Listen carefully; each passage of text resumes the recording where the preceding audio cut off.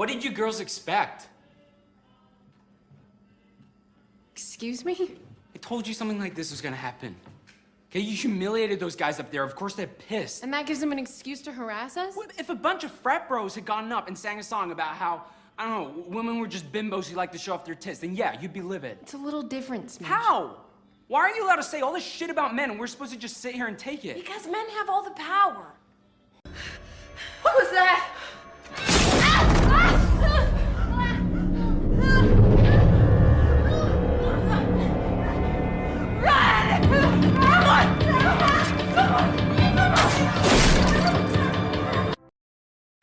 I just want you to know, 2019 Black Christmas.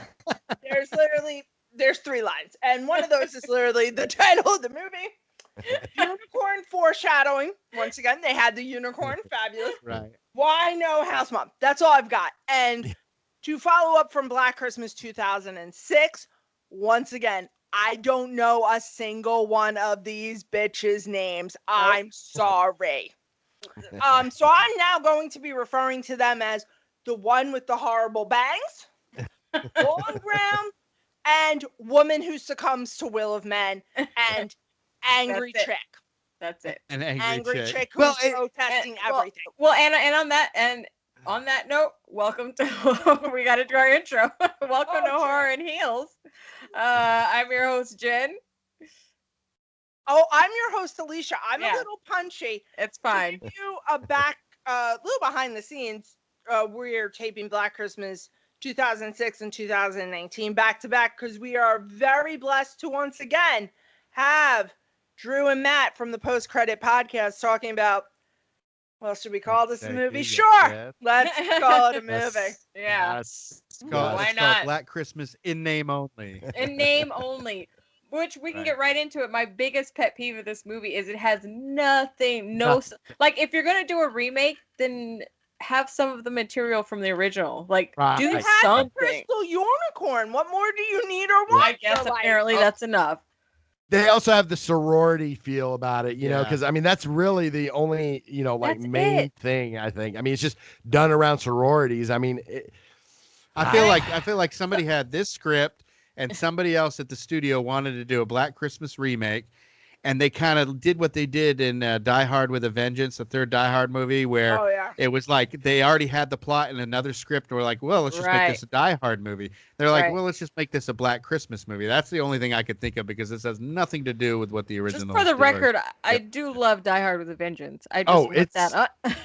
It's like my favorite one, really. I mean, to be honest with you, I mean the Samuel L. Jackson and the riddles. Yeah, Bruce Willis feel it just. I mean, they clicked. I mean, those two actors together were just phenomenal. Yeah, you know, love that movie. Yeah, and the whole basis behind it, and then bringing in some of the bad guy's brother from the first one. You know, even that was some kind of a connection. This had zero other than the house they lived on was at 1974 Elm Road, which is a reference to 1974 being the original, and then Elm Road, John Saxon, Nightmare on Elm Street. Yes, that's it. Yes. Well, and plus, you know, I think what made it great too with the third Die Hard was the fact that it was New York City. I mean, it was just, I mean, New York's one of my favorite places ever that I've ever been. It went back to his hometown. It's phenomenal. Yeah. Oh yeah, and just seeing the sights of New York, you know, I mean, it's just phenomenal. You know, that's one of my favorite things about Gremlins too. Oh yes. Oh yes. And then you can sing the song. Da, da, da, na, na, na.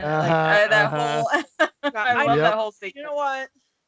Ghostbusters too is another one. Palette from all of this Black Christmas nonsense. I think I'm going to do a Gremlins back to back tomorrow. Yes, that's a Christmas film. That's a Christmas film. Die Hard, Lethal Weapon is too. Yes, Lethal Weapon is a Christmas film. Absolutely. So Jen always starts these cool watch parties in our Shudder Horror group. And the other night, she picked two of my favorite, Maximum Overdrive and Gremlins. But she starts them at 9 p.m. Eastern Standard Time, which means Gremlins would have came on after 11 p.m. To be fair, I was at bed by 7:45. Like, ma'am, it was not Gremlins. It was Gremlin.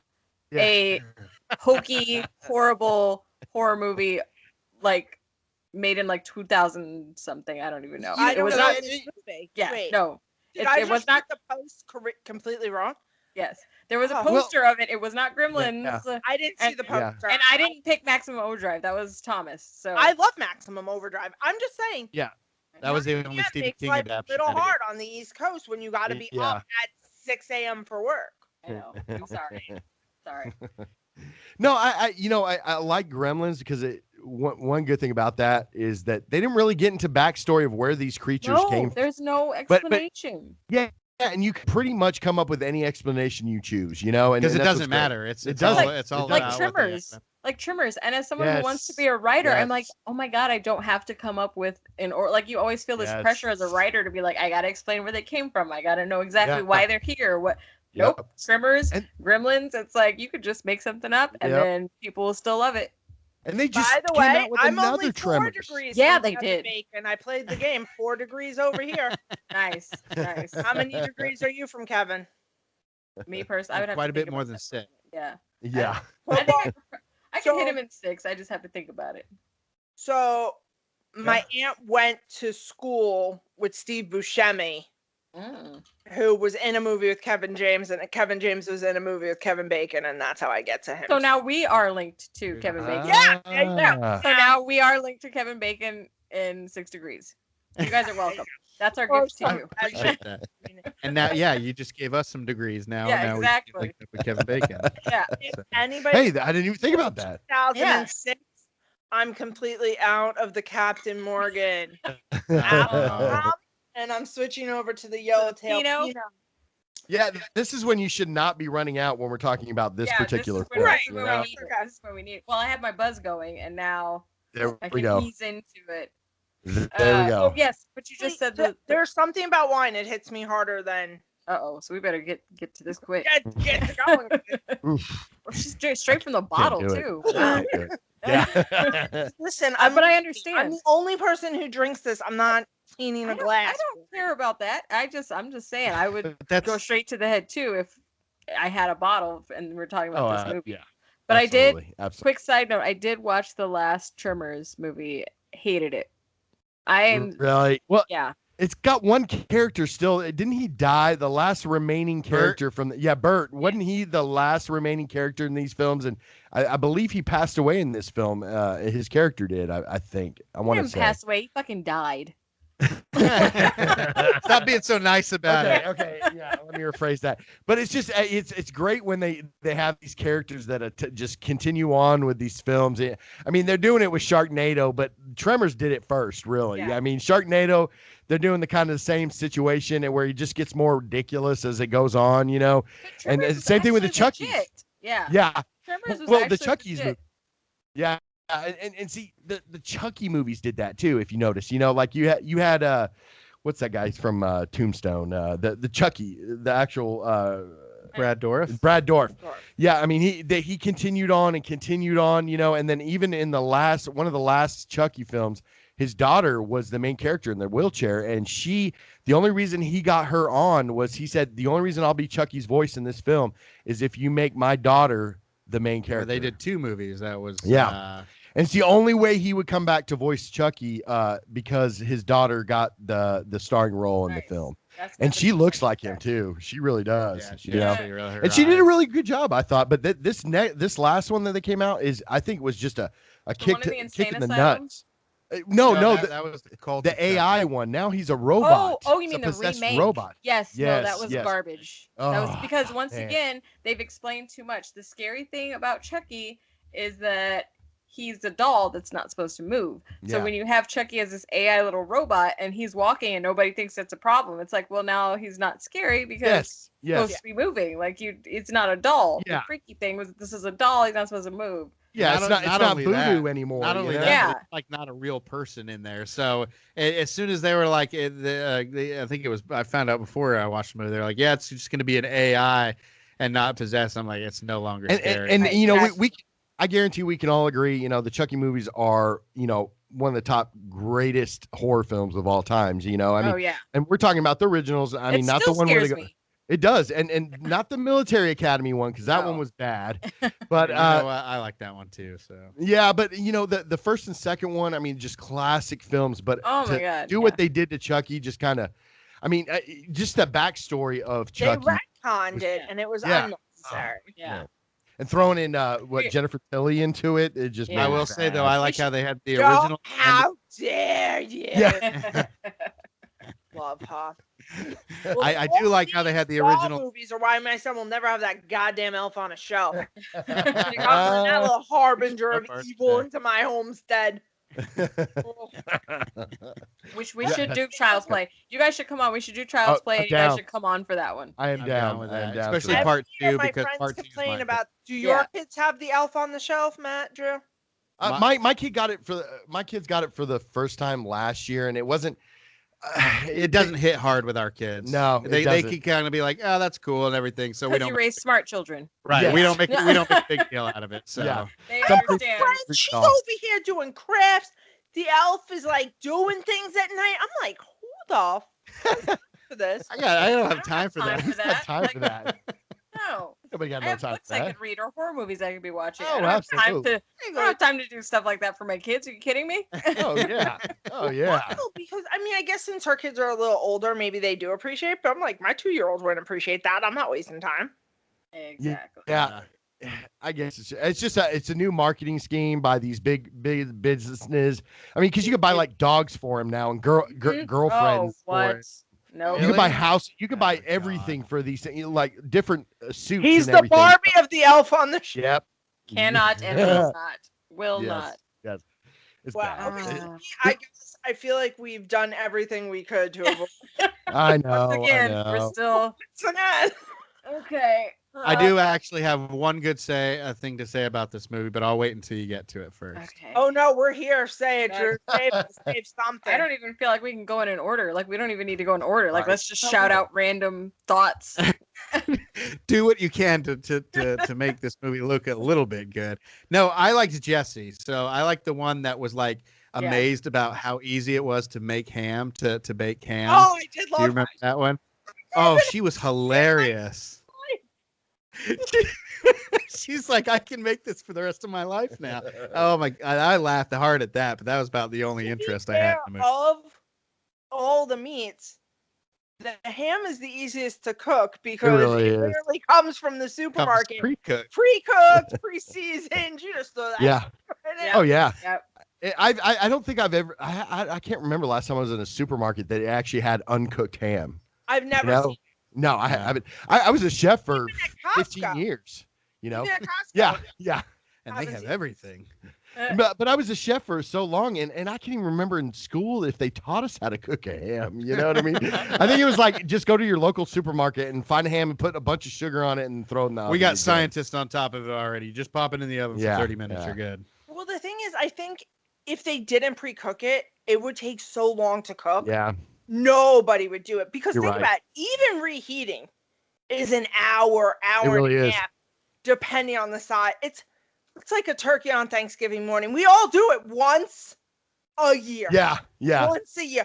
I gotta tell you, we deep fry in my family, so it only takes 75 minutes, so we don't gotta worry. But Yeah. Yeah. Well, and you know, down here, down south too, we tend to deep fry every possible thing we can find. I mean, Anything down you to can get butter, your hands on. big sticks of butter. Yeah.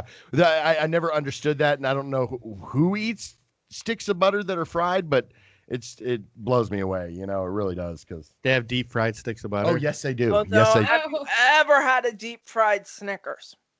I've No. never had. I a have. deep I fried have. Snickers. They're quite delicious. I I've had did deep fried have ice Oreo. cream. Yes. Oh, I Deep-fried have deep Oreo fried is ice cream. delicious. I've made fried ice cream. Yes. Yeah. Yeah. I don't know. And it's not what you think it is. Yeah. So it's great. It's great, but it's Yeah. So does anybody have anything to say about? Well, I think what we're talking about. we're talking about deep fried butter here. Yeah, seriously, don't interrupt us. No, you know, it's not a slasher movie, right? not, So it's not. so the first two we got, the one was a superior slasher movie. The next one was a remake slasher movie. You know, where they did what they can to have fun. This is a conspiracy movie. It's you a know? supernatural. Here's my thing. I also hate the misdirect. It starts off strong, that opening Yeah. scene, Mhm. that murder, fantastic. You Yep. think you just gotta say, I don't need a misdirect. Let me tell you. That's the one she was pounding on all the doors, right? We've all seen the skulls. We know Yep, that's what I thought about. That's what I thought about. You snatched it from me. Hierarchy fraternity movie. Alicia, Listen, exactly. Veronica Mars did it. Yes. Oh, I'm so mad. You snatched it from me. I was gonna say they should have called this the Skulls 4 or whatever. I was like, that would have been better than Black Christmas. I was like, you should have called this Skulls 4 or whatever. The sorority. I don't care, but Black Christmas was not the title for it. Like we all thought of the Skulls. But if you notice, they were trying to tell us something that you didn't really expect or want. I felt. I'm not saying that.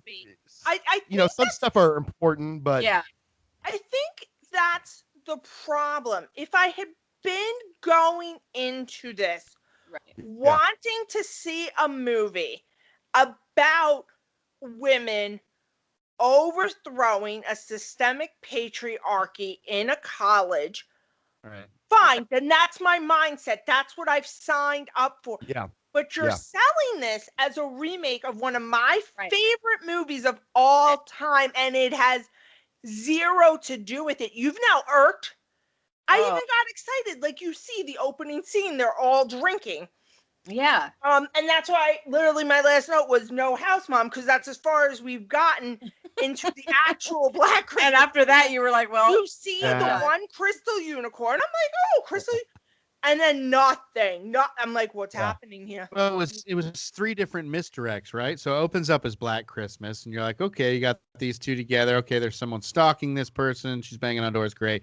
And then it kind of switches. Okay, then you start to see these people in robes. They're doing secret society shit and all that. And you're like, okay, so it's like a Skulls-esque movie. And then it's again now it's a supernatural turn at the end, where with the black liquid and everything like that. I'm like, what the fuck is going on here? Right. Yeah. And the fact, it was just so strange because they, even the masks were horribly made. It reminded me of something like the movie The Mask. Those masks look like Jim Carrey was about to put it on, Yeah, I think there was like 20 minutes left of the movie, and I had to Google what was going on because I honestly didn't know what the hell was going on. I kind of checked out. I was like, I don't even. But then they tried to do that moment where she killed the guy, and then she looks up and oh my god, there's another one. And I was like, well, they're in a cult. Like, it wasn't like some huge scary thing. It was like, no, we saw all of them in robes. We know that there could be more than one. It's not like, oh my god, who is this guy? Exactly. And I felt like they broke a lot of horror movie rules. For instance, the biggest one being, she's supposed to be a final girl, which means she's supposed to have some kind of strength that it might not be a strength that you see right away, but it's a strength that she builds up to. But she was completely just weak sauce in the entire movie, which is ironic because this movie is supposed to be girl power. Yes and it's like, it's ironic because in every other horror movie the final girl grows and gets stronger. And then break at the those end, rules. Totally. And granted, she went through a horrific experience, but so did, Jamie Lee Curtis. Quite a few films went through an extremely horrific experience, but she still bounced back and managed to come out at the end. She came out kind of at the end, but it was like she needed, 6 other very, very strong, powerful women who weren't final girls and who weren't main characters, but she needed those 6 other very strong women to basically back her up. Bail her out. Yeah. And she had that cheesy. Go ahead. Oh, no, go ahead. That's what I was just gonna say. I was just gonna say, then she had that cheesy line. You're right. I should have been fighting this whole time, and I was just really? I was like, I know. Listen, whenever a creepy professor A tries to get you into a house, B says, I've been here so long, and we've worked very hard to maintain our way of life. Yeet out of the. I mean, and she did. She yeeted out, but yeet the fuck out of that. Especially when it's Carrie Ells. Yeah. Especially when it's him. It's just he plays that like I tell my brother in this movie until just now. I'm trying to forget that. I love Carrie, and I'm trying to forget texted me. She was like, me too. She just texted me the name, and I'm like, yeah, they roped him into this shit. And I was like, damn it. I mean, started it. Yeah, and I Like, have this did he conversation with my make, brother. like contractual obligation, kind of like Vin Diesel, that if he does like 10 horrible horror movies, they'll let him. Oh, do I know, something. and I have this conversation with my brother all the time that the fact We that talked about it on our I show. cannot stand Cary Ells because he's such a good actor and he plays these just such different roles. Like he could play the villain, he could play He plays unlikable well. Yes, he he plays plays unlikable so well. which is why you don't like him. Yeah, and it's funny because I can't stand him, but I love him as an actor at the same time, if that's even possible. But in this one, he just played extra creepy, and it was just like, it's like, why do you believe and want to be around this character? I mean, Cary Ells is just.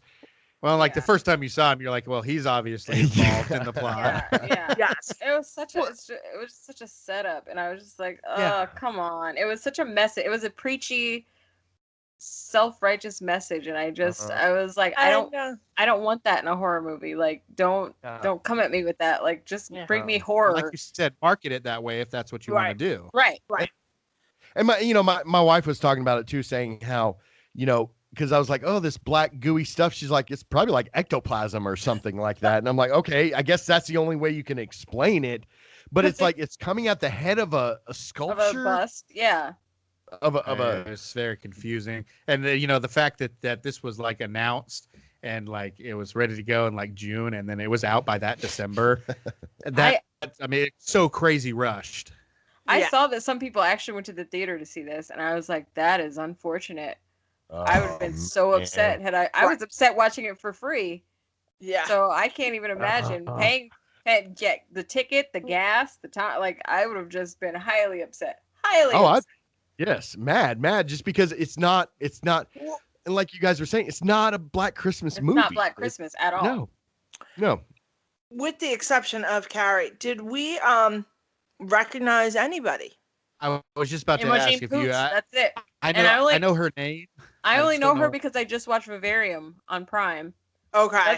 I would watch Vivarium again before I watched that movie. Vivarium was okay, not the greatest, but it was interesting. Like, they could have taken it in a better direction, but I thought it was interesting. But when I saw her, I was like, I think I've seen her, and that's what it was from. Where she's from. So, I mean, they couldn't have even stolen like a Riverdale cast member for this. Somebody. I mean, or CW. Bring back the CW. Well, that's Riverdale.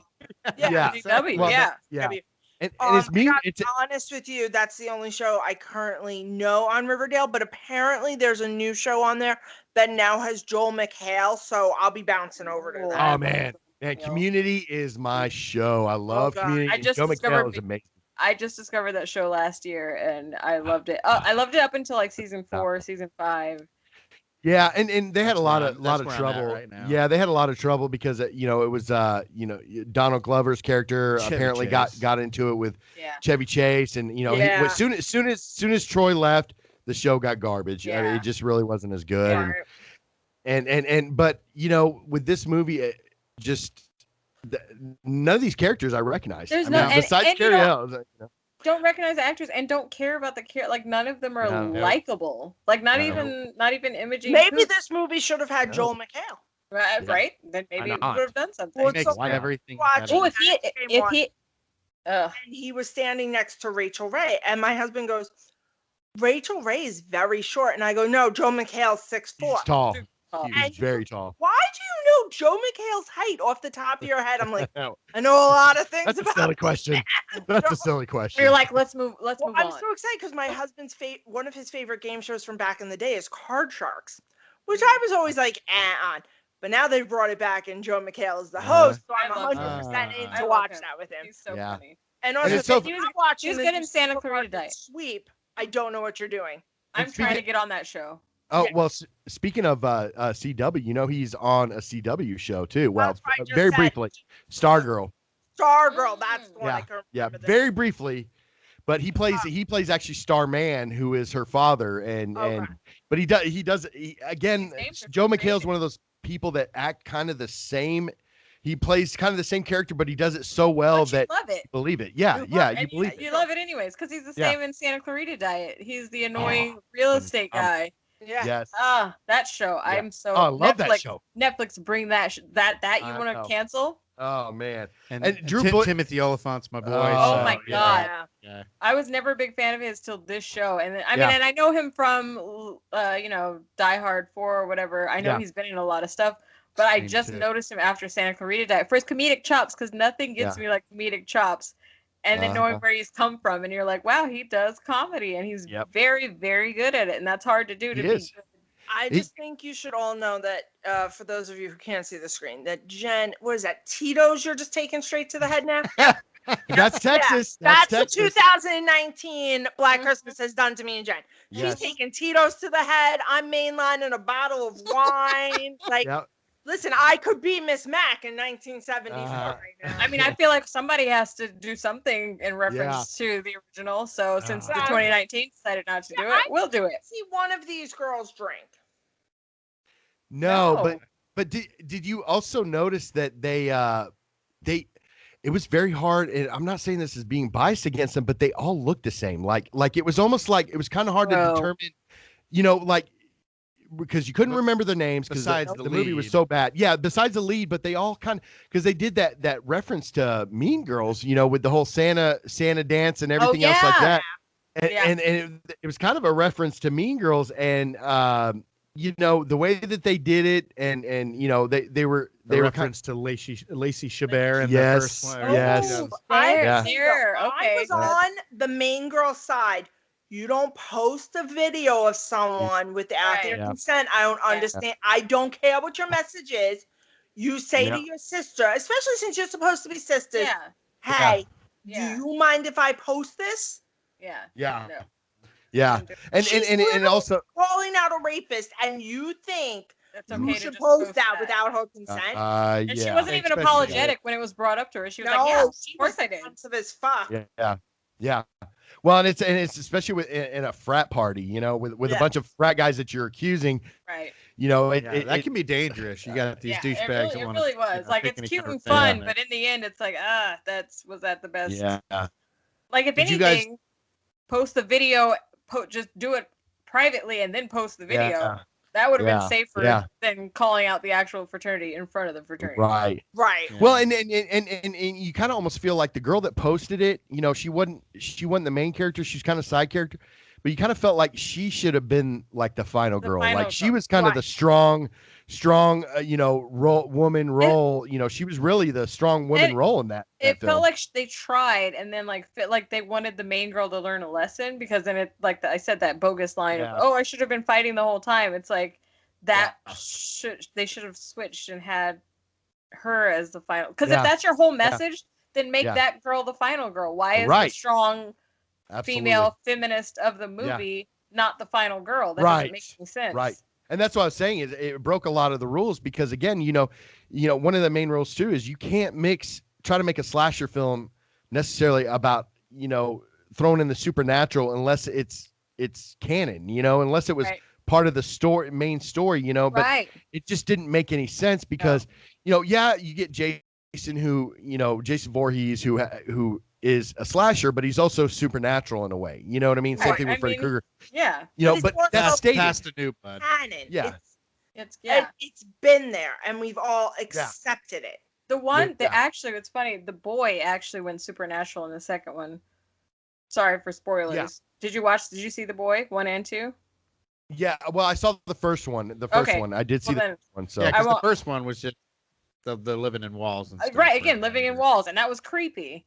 And there wasn't even a lot of violence in that movie necessarily. Why are all these houses so poorly made that people can live in the walls? Or are they greatly none of them that have can live in the walls? Well, that's just like that people under the stairs. I know we talked about it last episode, but that movie freaked me out because it was just that he played that character so well, and the fact that he was living in the walls and it was just he was like Chang. Roach. Yeah, he was like Chang off the Supernatural. Yeah, Chang in the Community. Community. Oh, so did you guys recognize Imogen Poots from Fright Night? Yes. Yeah. No. So I guess she played a character named Amy in that movie. I haven't seen it in a while. Fright Night. Yeah, she's Amy. Yeah. Oh, yeah. I knew she looked familiar other than that, but bad haircut really fucked her. It was rough. It was rough. I went through her. Clothing. I just don't see a lot of things that I've seen this person in. Well, and she, if you notice, like the main character lived in a house. She lived in a sorority with a bunch of girls that really weren't anything like her, like personality wise, you know, and you think, you know, when you join a fraternity, most of those guys are exactly the same. Same thing with a sorority, you know, it's a certain type of people join certain types of sororities and fraternities, but she just felt like out of place. But I took that as she was emotionally damaged from what had happened to her. They speak about the fact that she had never had a family. Yeah, the orphan thing. But then they didn't really, like, there was so much character growth, like there was so much backstory and then no backstory at all. Like, they did so much trying to set this up, but you never cared about the characters. Like, you didn't even care that she was an orphan. It was very choppy to me. There wasn't like a coherent. See, Alicia's yawning right now. We can't even get through that. but I mean, I think they were trying to tell you that, like, because from what I got at the end, that really the frat brothers weren't the ones doing the killing. It was the boyfriend of the main or the main villain girl, or one of the sorority sisters that turned. It was her boyfriend that was doing all the killing, right? Like, it wasn't the rest of the fraternity brothers. I'm telling you, man, that last 15, 20 minutes, I was like, what? I have no idea. Why do you think that?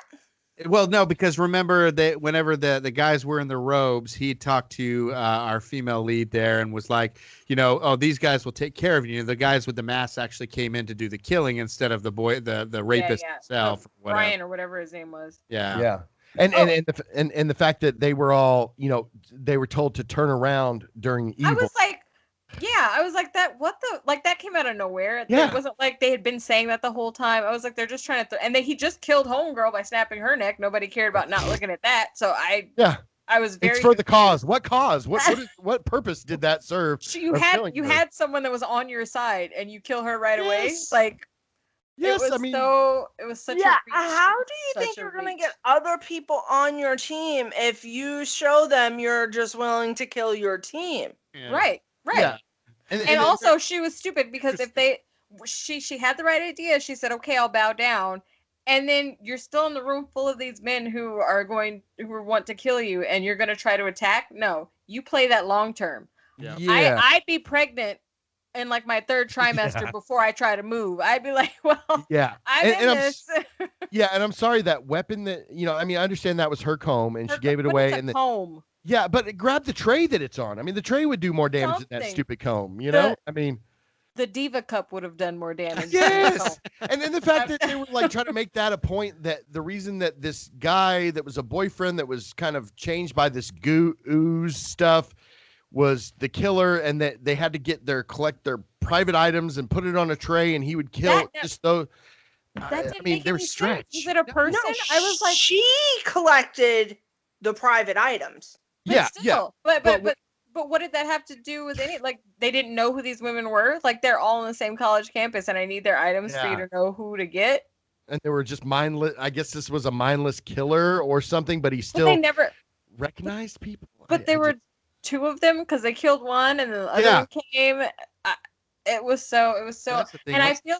Go ahead. No, I was just gonna say, once they got the goo on the one dude's head that she was kind of connecting with, that this might be a new love interest, and then he completely flipped. Like, he was able to turn around, but for a while there, he was brainwashed. Yeah. So then, you know, you have this movie that's trying to make this point about, you know, feminism, you know, strong women and everything, overcoming these awful things that these guys are doing. But you kind of excuse that by saying, well, these guys have just been exactly these guys have been brainwashed. It's not their fault. It's because of the evil and stuff. You're like, okay, well, if you're doing that, then what's the point of this? You've kind of contradicted your whole message. You've that that's not them. It's the stuff that's coming out of this. If anything, it's the professor infected them or whatever. He was the leader. Or it would be her fault because she had the statue put in the thing, and then that's when all of that happened. So it just made it that much more pointless for the story. Exactly. And not giving any kind of backstory to the real main villain, this ghost or whatever he was, you know. I mean, just basically, you know, saying, okay, this guy's a chauvinist pig, and he feels like women should bow down and women should just know their place from what he was saying. But it's like, who is this character? Who's this super villain ghost person? You know, that we're only finding about in the last 5 minutes of the movie what he's all about. You Talk know, about having put flashback scenes in there of like something. him or something. Yeah. Well, no, they tell you who he is at the very beginning. Yeah. Did you read what he wrote? No. It's kind of one of those things. I had to rewind that movie like 15 times because I was busy mopping my floor or something when I was watching. That sounds so much better than watching the movie. So this is my little insight. Wait, Alicia, did you find your thing? No, you do yours while I'm bringing it up. So I was thinking, because remember I mentioned to you, Harry, whatever his name, whatever Weinstein had his hand in the first one or the second one. I think this was a Me Too clapback attempt. That makes sense. At him, and that's sense. I didn't look that up or anything. That was just a thought I had because I was like, Weinstein had to do with 06. They probably did this as a we're coming back. It wasn't well done. Don't agree with it. I hate it. Don't like Harry Weinstein. It wasn't well done. But I could kind of make that connection slightly. Yeah. See what they were trying to do. Right. And you know, you gals being women and us being men, I don't know how you feel about that, but you know, when I watch movies, I don't want anything. I don't need it. I don't want to preachy. That's what I'm saying. I don't want to watch that movie. Yes. I'm gonna watch Bombshell about Fox News. I'm going to know that's what I'm in for. Watching. Yes. I'm going to get into that mindset. Yeah. I'm going to be. Don't take my horror genre and turn it into preachy. I don't need that. I don't want it. I don't want it. Yeah. Especially if you're gonna take it back. But like I said, because like we said, in general, horror is about strong females. Like people hate on this genre, but it's about strong females. And like you said, the female character grow. Even in my favorite showing of the female changing is Terminator. Yes. Sarah Connor, you can she's been this weak waitress woman not knowing what's going on this whole movie. At the point when Kyle Reese is on the ground and he's like, I'm hurt, I can't get up. There's a change in her that I can't even I don't know how Linda Hamilton did it, but there's a change in her just when she says, get up, soldier. And that's when she becomes the Sarah Connor of Terminator 2. Right. And that change is so subtle and so beautiful to me, where it's like she's gone through this. It's not. It's like it's just a moment. It's a moment. It's not even like a gradual growth, and it's beautiful to me. And I love that. Danny in Midsommar. By the end, she finally is self-possessed enough to be like, "No, I'm the May King. I got this. Kill him. I've got my family." And exactly, and like with Sigourney Weaver's character, I mean, she's also listed as being one of the strong characters, Jamie Lee Curtis as well. God. But like Sigourney Weaver, she was in the military, so she had some sort of training where, Hampton, Wait, are you talking about the first Alien? Yeah. They were just like deep space haulers, basically. They were bringing stuff back. Now they had little titles for being pilots and stuff like that. So I'm sure she's used a gun and everything like that. But no, you're talking but I mean, you talk about Sarah Connor as a character, I mean, she literally was a waitress, and then became this badass. Had no experience with any of this. Right. Where Sigourney Weaver had a little bit, her character Ripley had a little bit of experience in harsh environments. Yeah. And even Jamie Lee Curtis had, she came from, being a weak character to becoming a super strong character. But the problem with Jamie Lee Curtis is she was always struggling to just barely make it. Where Sarah Connor just took over that role. Took over that strong woman role. Where But to be fair, Sarah Connor is a lot older. True. Than Jamie Lee Curtis's character. Right. Yeah. Like almost a decade older. Yeah. That really helps with your self-possession. Yeah. But you're so right in saying that that's the characterization of horror movies, is it's usually a strong woman role. You know what I mean? I mean, even with Chucky, the babysitter, I mean, she didn't make it forever, but his mom, Freddy Krueger, it was a strong female role there. Nancy, and taking control. Right. Where I think the only time that you have an exception to that is Jason Voorhees, but I mean, he's just a murderer. He just kills everybody. Killing everybody. He don't care. He kills everybody. He's not sexist. He's just, yes, and there's human. always a right, but women do tend to defeat him more than men in those movies, But you're totally right. I've never really thought about it that way, where it's it's just a characterization of the strong woman role in horror movies, and it's No, go ahead. Sorry, go ahead.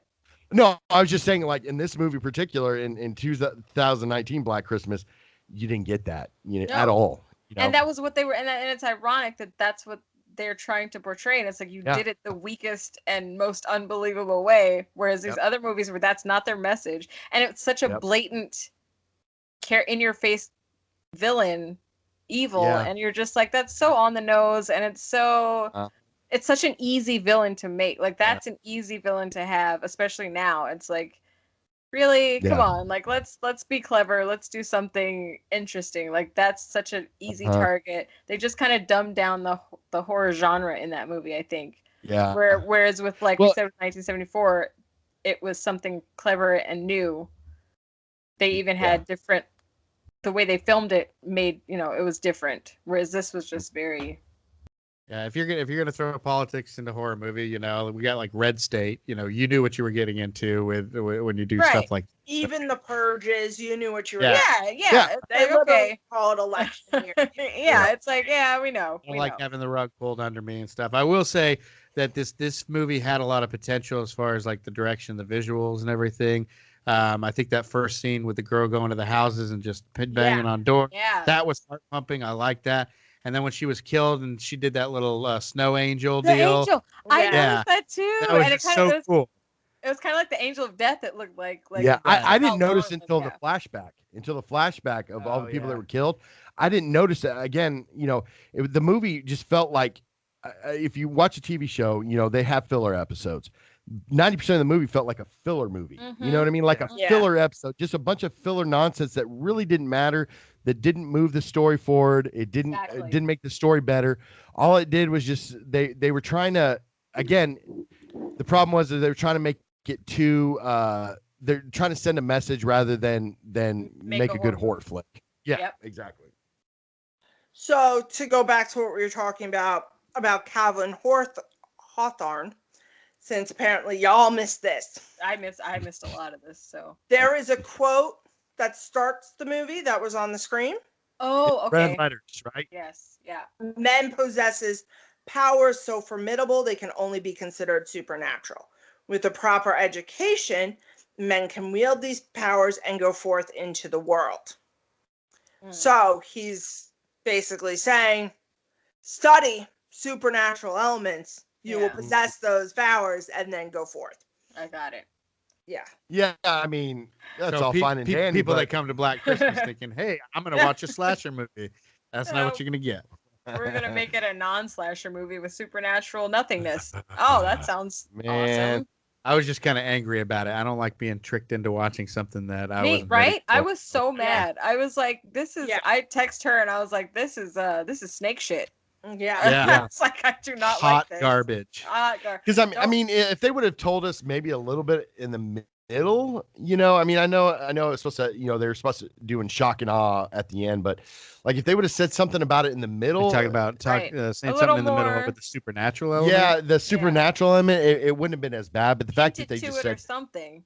Yeah, hinted it, but the fact that they just said, okay, well, we're just going to throw this at you right in your face, and you're going to have to suck it up because you've already paid however many dollars to watch this garbage. I just found after every twist, I'm just like, and we finally get to the supernatural one at the end. I'm sitting there like, seriously, with my head, I'm just like, oh my God, what am I watching right now? Right? Yeah, I don't like movies that don't make sense. I mean, if it doesn't make sense because they're leaving you on a cliffhanger, that's fine, because then that maybe something will come out later on that'll explain some stuff. But the fact that they just like throwing hot garbage at you and just expect you to like it. And I know it's beating a dead horse, but if it were Skulls 4, I could accept all of it. I'd have been like, okay, fine, whatever. I don't like that it's preachy, but whatever. It's still in the realm of what we know of Skulls. Yeah. Calling it Black Christmas after these two movies that I saw, Watching that, it's like this has nothing to do with it. Like, and it's not even creepy. Like, it's not even creepy. It's just not a horror film. It's a no. it's a sci-fi film. It's a horribly done sci-fi film. Exactly. And then like the arrows that like they could have shown one of the guys being good at art. Something like when they kind of wasted that. It's like okay, it's so random too. So random. That's what I'm saying. Like they didn't show them having archery class or like tie something into. It felt very disconnected. The whole movie felt disconnected. It's like there were all these little parts that you didn't care about to culminate to this one big ending that you didn't care about. It was just and the fact that at the end of the movie, these girls are just beating up these full-grown women are beating up these full-grown men like it's nothing, and then you got a serial killer that has been able to rock everybody else in the film, and then they even said they had supernatural strength. So I was like, right. Well, so these women are coming in with chairs and they can beat them up. I'm like, and somehow they all are able to escape, including the one guy that ended up getting turned back, and able to lock all of them in there in a burning building. And then not even in the tone of the movie, they tried to throw those little funny lines in at the end. This isn't the time for I told you so, and like and I was like, you guys are going for a humor that you haven't even had the whole like. You have not. That's not even the tone of the movie. Like you can't just throw that in. They're like, oh, let's throw something funny in there. It's like no, you have to set that tone. Yeah. And humor doesn't work in horror films anymore. It works in the late 90s, it worked in the 80s, and it worked in the early 2000s, but it does not work in horror anymore, because if you notice, horror films are getting darker and darker and darker with their villains, Yeah, unless you're Joss Whedon. Joss Whedon could do it. Yes. Joss Whedon is brilliant, and he would be able to do it. He'd be able to make a very serious horror movie and still make you laugh and still be scared in the same scene. Look what he did with Buffy. You know what I mean? I'm not saying Buffy's not scary, but necessarily. No, some of those episodes are scary. Like the Hush episode where Buffy, nobody talks in that episode. That's freaky. Those villains are freaky. Brilliant. Look at Cabin in the Woods. That movie's pretty scary, but he's got these moments of humor that are just so amazing. And you're like, I'm scared, but I'm laughing, but I'm scared. He's brilliant. And you know who does that really well? I feel like it's like the Evil Dead movies. You know what I mean? I feel like they're able to throw in a sort of comedy and what's his face? Bruce Campbell. Bruce Campbell and Sam Raimi. They're able to add that to keep it the scary horror feel, but then also oh man, Sam Raimi's a genius. I mean, I was watching Drag Me to Hell. I was just gonna say that Drag Me to Hell is one of those right up there. That was a good flick. It's just kind of one of those things where it's kind of like it's a little bit much with it but then again, you got to remember it's a Sam Raimi film and he has a certain style, and Bruce Campbell is awesome actor. No matter what he does, I mean, he can do comedy and he does horror and he does action and very well in all of it. And it just, again, you can't throw comedy in a film like this at the very end. Yeah, where it's like, no, you haven't been funny this whole. At least I didn't laugh the whole time, so I don't know where this came from. I think it's I get to a point where whenever we prep for the show, usually pretty much always they're movies we've seen before, but still, that being said, movies that I haven't seen very often. Even then, I get to a point where I'm finishing watching them. And if we're prepping for the show, I at least have some kind of direction of what I want to talk about, what I want to say about this. And the only thing, and try to find some positives to it, like I did with the one actress that I liked and that I played that one character. But I was sitting there, at the end of this movie, like it stopped and I turned it off because I didn't want to listen to the credits because I didn't want any more of this movie than I had to. So I turned it off and I'm just sitting there like in quiet, and I'm like, first of all, what the fuck did I just watch? Right. Second of all, how am I gonna put any kind of interesting introspect into this, into talking about this movie?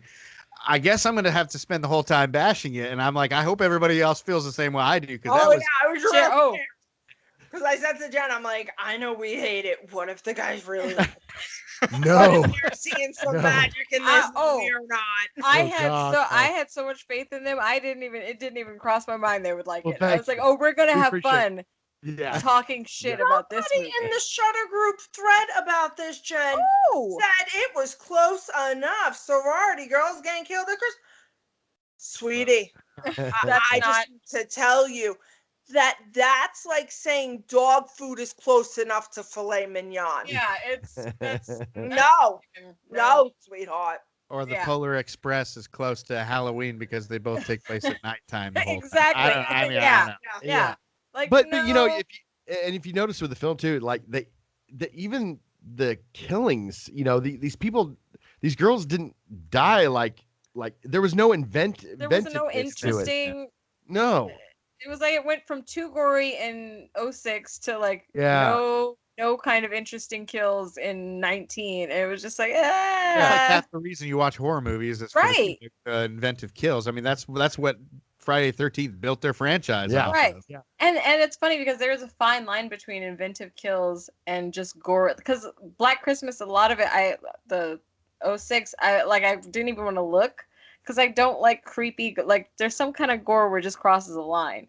Yeah. Like Hereditary is Kills that in way for me. 1974 were by far the best. Oh. You got the plastic bag. Yeah. Yes. You got the hook. You got the lights. You got everything you need, really. You didn't need more. I feel like they overdid the plastic bags in 06. Like they were trying to do, they kept using it and using it. I was like, okay, Just we get it. once. Just And once. is fine. also, Yeah. he then went through the plastic bag to her eyes. Like, no, just do it right. Yeah. These movies, just for some reason, they got progressively complicated. Yeah. Where you had the simplicity of the first one, and then you had to add the backstory in the second one, and then the third one just went completely off the rails and was like, let's turn this into a social movie with something to say, even though I don't know. It's and it's like anyone. Oh, go ahead. No. All I was gonna say was I have nothing really good to say about this. No. And I feel like people who would watch a movie for that message aren't watching horror movies. No. Right. That's like the worst example of that. Exactly. It's like, no, don't use a horror movie. Just let them watch old horror movies if that's the message they want. Yeah. Because old horror movie heroines are badass. So they can get that from the old. Yeah. Don't try to bring in this new. And they had such a better platform with everybody having cell phones. Yeah. It's like it could have been so much cooler and DMs and it's like text message. So like much he potential. could have they could have done so much more and they just pissed it away. Yeah. Yeah, and it's almost like they got to a point of making this movie and they got, near the end they're like, let's just piss everybody off and screw it, get a paycheck, make the movie, release it, and let's just piss everybody off. Just let all hell break loose. Remember when I looked up 2019 when we were talking about 1974, that was the plot twist that I had come across. Yeah. This I said, I'm like, oh. God. I remember you mentioning that. Yeah, and the way you described it sounded better. This ain't great. No, but the way that you described it would have even been better if they had known, because they still didn't know there was a killer really. If they had known and like been on the offensive and like hunted the guy down or like and he had just taken them out even though they knew what was going on, like that would have even been an interesting take where it's Billy's killing people, we know it's him, we got to kill him, but we're still dying. That would have been more interesting. And in inventive ways. Yeah. This makes me think of that meme. Elizabeth Banks had done like the new Charlie's Angels and it flopped. Yeah. And she's like, that's because people don't like women-driven movies. Yeah. And then you see it's Ripley. Yeah. It's Laurie Strode and it's Sarah Connors. All three of those actresses go, no, your movie just sucks. Once again, Black Christmas 2019. It's not that it's a female director and it's not that it's a female cast. It's that you went off the rail. It's a shitty movie. It's shitty. You're putting too many plot points that have no reason. Listen, even if you wanted to divert and make it be, listen, if you want it to be that it's the men of the campus going after the women who have harmed them, like obviously that teacher has an axe to grind. Just do that. You don't need all this supernatural goo coming out of that head bullshit. Yeah. It's like, oh, you bitches won't stop coming after us, so now you gotta get got. Yeah. That Oh, would have been God. make it a rivalry, make it a Rivalry, sorority versus fraternity. And then someone was like, oh well, it went with the themes of the first one because she wanted to get an abortion. And I'm like, no, you're trying way too hard. That's a reach. Way like, too hard, yeah. Like No, they were like, there I were was feminist like, undertones of the first one. And I was like, no, there were try not. to be nice in the group. I wanted to be like, oh, you must be doing a lot of yoga if you can reach that hard. Is that okay? Like, right? I understand there was feminism in the first one. Like, she was like, no, you don't get a say over what I do with my body. Subtle. Yeah. But it was subtle, and that's people don't like to be heavy fisting in a message. They not horror fans. Not horror. Yeah. And if you want it, there are plenty, like I said, Bombshell. There are plenty of movies that have been made that you can find, plenty of fantastic documentaries on the subject, even that if that's what you're looking for, if that's the message you want to sit down and engross yourself in, there absolutely is that. But don't market this as a remake of an insanely popular movie. Like, it's not even like it's a remake of something that didn't do well. Right. Black Christmas, I mean, isn't it like the original slasher film as far as people say it? High on the list. It is the first one to do The Call is Coming from Inside the House. Yeah. That's true. First holiday themed one. Mm-hmm. Yeah. So there's a lot. Hi, everyone. Thank you for listening to Horror and Heels. If you're wondering how we're making this podcast, we're doing it through Anchor. You can go to Anchor FM to get started. It's free. They have creation tools that allow you to do it right on your phone or your computer. I edit. I'm actually recording this while I'm in my car waiting to go to my next client. They make life so easy. They even distribute your podcast for you. You can be heard on Spotify, Apple, other sites. It helps you upload if you want to make a Patreon or anything. You can make money from your podcast with no minimum listenership. I know zero about formatting and doing this and that and the other thing, and Anchor makes it so easy. It's everything you need to make a podcast all in one place. If you want to learn more, go to the Anchor app or anchorfm.com to get started. Thank you and have a great day. So let's all cleanse our palates since holidays are coming up. Now all four of us are Christmas celebrators. Oh yeah. Correct. Okay. What would you say outside of the horror genre would be some of your favorite holiday movies? We take Christmas in our family, we take Christmas extremely serious, and especially when it comes to movies. Oh yeah. Because we've that's what we grew up on. Like we weren't exceptionally rich growing up, or even mildly rich growing up, but that was something that was affordable to do around Christmas time that didn't cost a bunch of money. So we would dwell in the Christmas music and the Christmas movies. I mean, we have traditions when it comes to movies. Like, we have to watch Christmas Vacation, which in our personal opinion, is the greatest Christmas movie of all time. We are actually ending the Christmas season with, so next week will be Krampus, and then the following week will be Christmas Vacation. We just, listen, I've said it before, and I will say it again. But poor Mrs. Griswold is Beverly D'Angelo deserves better. Yes. She's a final girl if ever there. I remember you talking about that on our episode. Listen, I just had a neighbor's tree fall on my shed. No damage to my house. Everything's gonna be okay. And I went more psycho than this woman did when 50 SWAT team members went through every window she had, and her husband's cutting down banisters. She's man. And after all that, it's still Sparky this. She's a ride or die. She's a ride or die. Yeah. Like Yes. that's She's what she's I aimed love for. her. Is a Griswold. She was. Right. And the movie's so great just because of the characters they had in that film. And I mean, that, everybody, even the uncle and the aunt and I mean, poor Randy Quaid. Every year at Thanksgiving, shitter's full. Christmas, we say grace in my family, and inevitably one of us, I'll say, okay, who wants to say grace? And inevitably one of us will scream, Grace, she died over 50 years. Yeah. Grace, the blessing. Yeah. You said you guys are gonna do Krampus. Now, which Krampus? Because isn't there quite a few of them?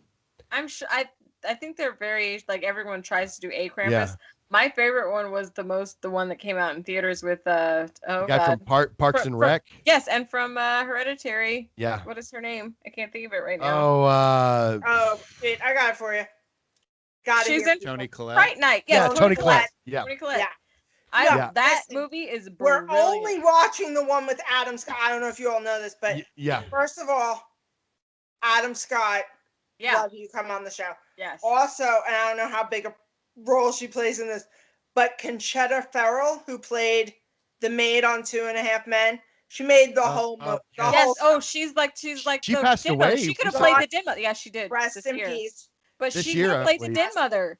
They could have Yeah. had her as Yes. the house mother Yes. in Black Christmas. She would have I been don't perfect. know how much of a role he also plays because I have not seen it. Oh, I'm so excited But for you. Seth Green is also in it. So, yeah. I mean, I don't know how I missed this. This is He's a voice. He's a voice because he's not actually in it. He is. Oh. And He's see, like one of the I wanted to junior watch people. this movie. And I felt like I wanted to watch this movie years ago when it first came out. And for some reason, I still have not seen it. I saw it in theaters. I- My brother owns it on Blu-ray. Like, we watch it every year. It's No, such And I watched good. the trailer and I was like, this actually looks pretty good. This looks It's- pretty good. So It's I'm gonna have to do it. legit holiday horror. And we did the Halloween Horror Nights, and it was one of the scariest mazes that I went through. Like, Really? they had a huge, that when you're in line outside, they had a huge Krampus statue on the roof, and it was like, oh, that's awesome. creepy. And then you go inside, and there's like a kitchen scene. I won't spoil anything, but there's a kitchen scene, and you walk through the kitchen, and you can smell like cookies baking, but there's like all this carnage going on, and you're just like, Yeah. holy hell! Like, More it's You don't smell it and feel it and cookies hear it. for You know? yes. But it's great. It's awesome.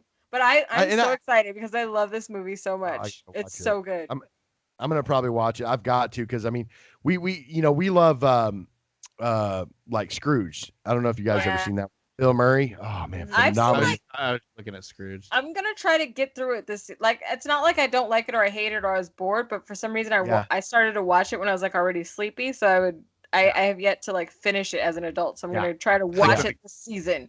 Also, I have to say that I do not like cheesy romance movies. You will never find me like.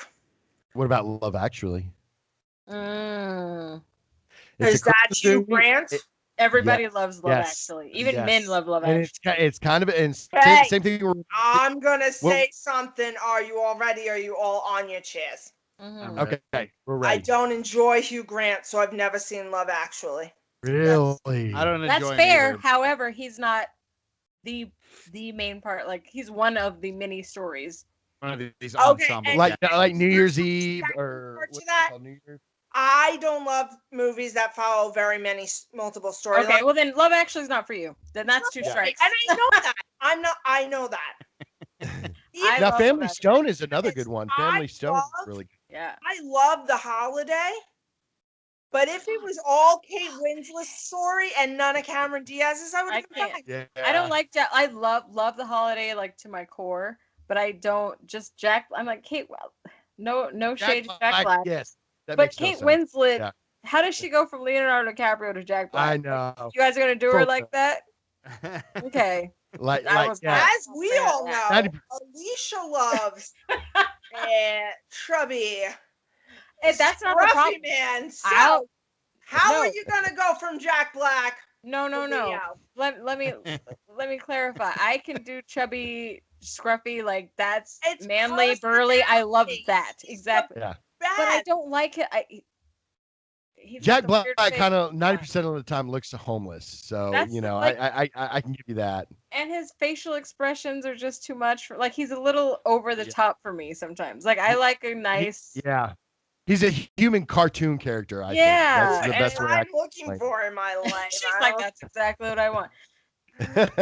See, and now you've got our podcast boyfriends thinking I'm not interested, so I have to clarify.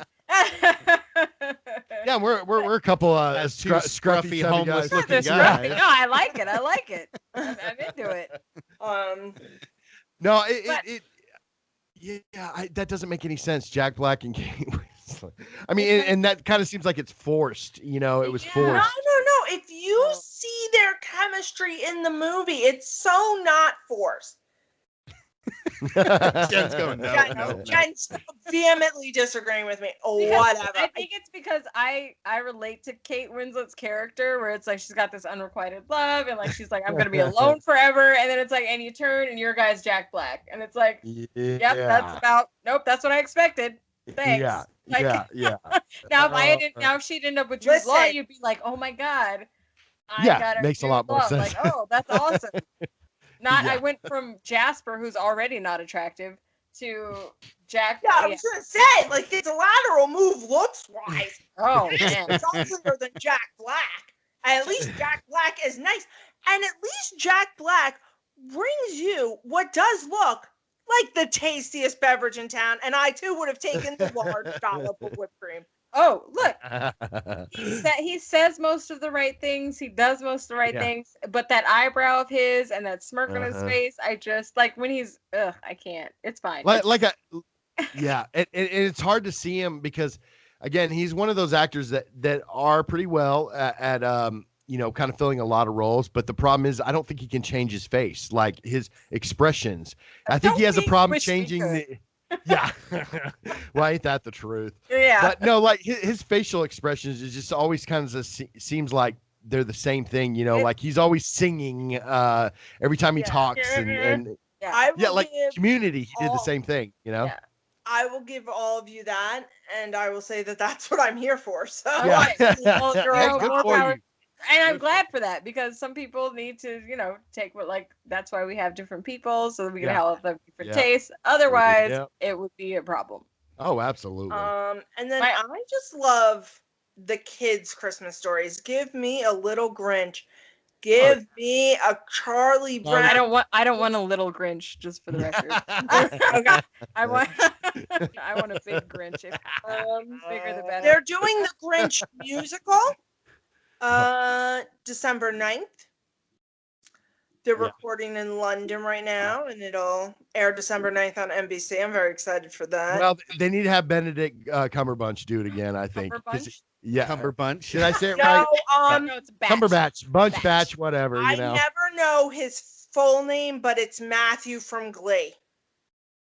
Mr. Shoot. Oh, yeah. That's who's playing the Grinch. I know who you're talking about. Yeah.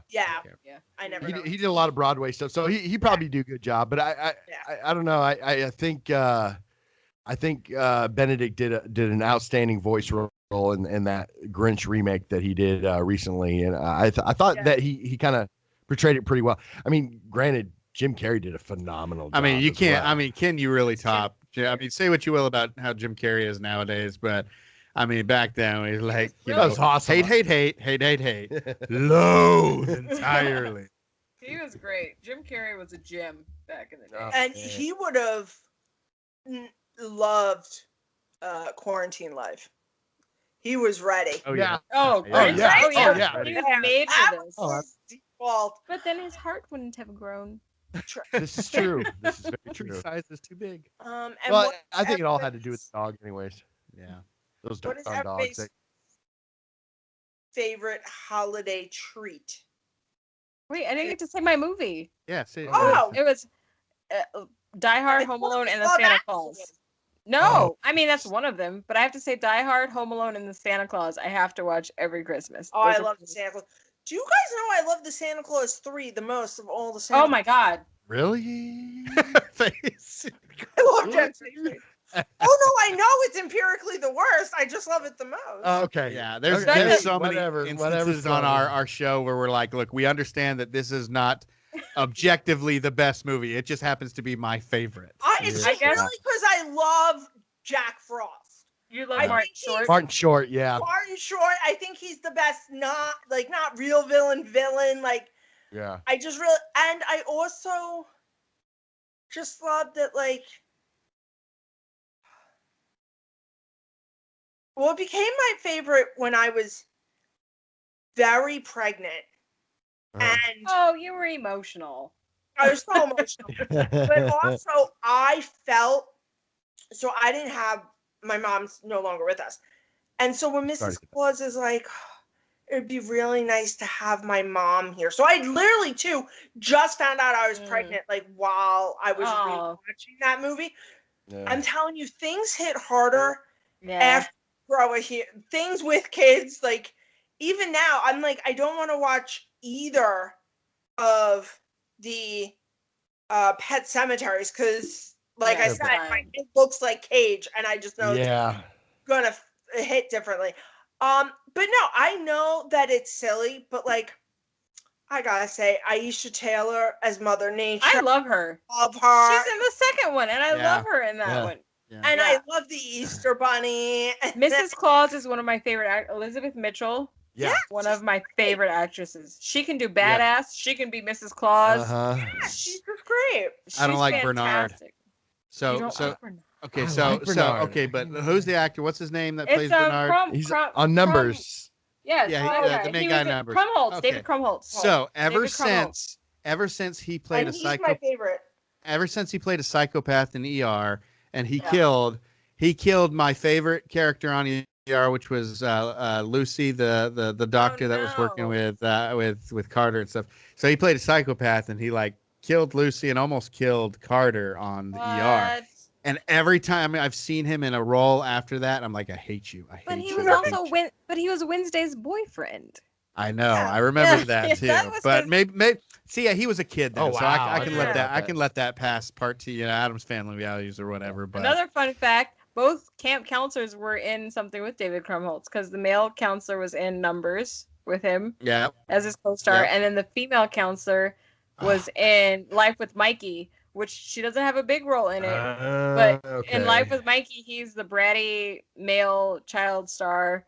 And she's one of the people that Michael J. Fox on the street, the girl steals her husband's wallet. So it's a small role, but they're both in something with David Krumholtz, which I love that kind of stuff. I completely forgot. I didn't put the connections together with him and the dude from Numbers, and that they were in Addams Family Values. Same guy who played the bad guy in Ghostbusters Part 2. I forgot what his name was. But I completely forgot about that they were together. Well, you know the kid from good. Should I have watched it? It is good. It's very good. I enjoyed it. Yeah. And the best thing about the show is not so much his character, but it's him, his brother, and his dad. Like, his dad is probably the best character on the whole show of Numbers, in my opinion. Well, he's just the guy from Taxi, right? Yes. Judd Hirsch, the incomparable Judd Hirsch. Yes. Yeah. Now, did you know that? What's up? Oh, I was going to say another fact too is that the kid from Santa Claus actually played a serial killer in Bones. Yes.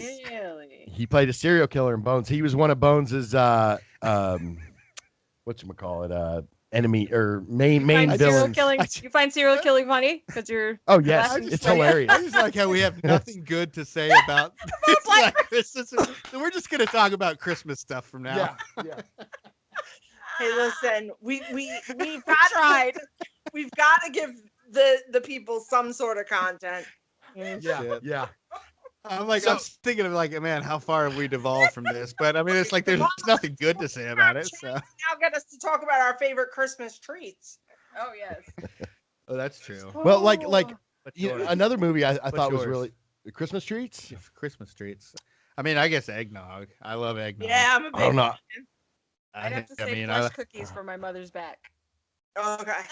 Flesh cookies. Oh, I had to wait a second when you said flesh cookies. I was like, wait, what? Oh, okay. From Black Christmas. From Black Christmas. Yeah, I know. At first, I thought she said fresh cookies from my mother's batch, and I was like, oh yeah. No, I heard that at first too. I actually heard that at first. She said like, I oh. heard I heard full on flesh cookies, and then I heard the back part. I'm like, okay. Yep. Yeah. Just, No, I think my favorite treat would have to be like Puppy mom makes. chow. Well, that's good, but mom makes those oyster crackers with the ranch seasoning. You Yeah. get the ranch seasoning Those on the are pretty oyster crackers. They're phenomenal. They're Anything with addictive. ranch, Those. I'm on board. Oh Anything yeah, with ranch. you get the ranch powder, to make the actual ranch, but you put it in the oyster crackers and you toss it. Oh man, You guys like phenomenal. puppy chow? I've heard. Yes. Is that like Chex and? Chex Yeah, mix with the Yeah. powdered Yeah. sugar, peanut butter, and chocolate and stuff. Yeah, I Or think they call it peanut like butter Muddy Buddies or something. Yeah, I was gonna say we call it Muddy Buddies here on the East Yeah. Coast. Yeah. Well, I- so let me ask you this: So funny. What is? What different areas call the same thing? Like what? Yeah, What would you call Coca-Cola where you are? soda. Okay. Now, like a lot of people Yeah. in Texas will just call it Coke, also Yeah. Coke. but- Okay, like universally. The first time Yeah, but down here is Dr. Pepper. It's all about the Dr. Pepper Oh. Oh, okay. because The Dr. first time Pepper's from Texas. I was so Yeah. confused. I was like, I don't know what you're talking about. She's like, I'll take Or a like pop. you have like A pop. you have Carl's Jr. on the West Coast and Hardee's on the East Coast, but it's the same thing. Yeah. Yeah, Something like yeah. that. The restaurant, Yeah. yeah. Flyers on the West Coast and Edie's on the East Coast for ice cream. Right. Same company. No, Yeah. no. Just like Dunkin' Donuts on the East Coast and Starbucks on the West Coast, kind of. Yeah, but those are two situation. different companies. though. I think Carl's Jr. Yeah, and but- Hardee's are like the same, aren't they? They're No, no, Yeah, no. they are. Yeah, Yes, they're the Carl's same Jr. and company. Hardee's are the You're, same. you're comparing apples and I don't know what you're talking about. You've divulged. You're comparing yes, I apple have. spice lattes and bear claws. That's what you're Yes, doing. you're right. To You're right. orange We're bear getting claws. a Tim Hortons near me, and I'm very excited. Ooh. Wendy's owns Tim Hortons. Yeah. It's actually a Wendy's owned restaurant, because it was a Canadian restaurant, Yeah, and then it, That's why I'm yeah, head tilting. yeah, but it's actually owned by Wendy's, which is funny enough, but that's a little nonsense facts Which there is for funny you. enough. Oh, we But- don't know what those are. So Nonsense let- facts. Let me ask y'all a question here on what Ooh, is you- your you favorite you just let a y'all slip out. Yeah, I you were did. really I say trying y'all to all the protect- time. It's fine. y'all? There you go. I like But the so what's y'all. your favorite Christmas non-Christmas movie? Like meaning that it's not surrounding it around Christmas. I mean, I know you're probably gonna say like Die Hard or something like that, but that type of movie where it's not an actual Christmas movie, but it is considered a Christmas movie. I think the Die Hard is I the think Die Hard universal is a answer, Christmas, right? but it is a Christmas movie. Like by those standards, Die Hard doesn't fall under it because Die Hard is a Christmas movie. He literally Yes. writes "ho ho ho" yeah. on the, like Uh-huh. it's very much a part of the movie. So I would say under those standards, Die Hard is a Christmas movie. Yeah. And we were gonna do this week, but we're because of being on your show, we're just postponing a little bit. But we're gonna do Die Hard 1 and 2, and I have Ooh. to say that the Die Hard 2 is my personal favorite. I know Die Hard 1 is supposed to be the favorite, but I enjoy Die Hard 2 because it actually feels like a Christmas movie. I go 1 and 3. Yeah. And 2. Mine as an example would probably be like Serendipity. Oh, I Serendipity. love Serendipity. Love that movie.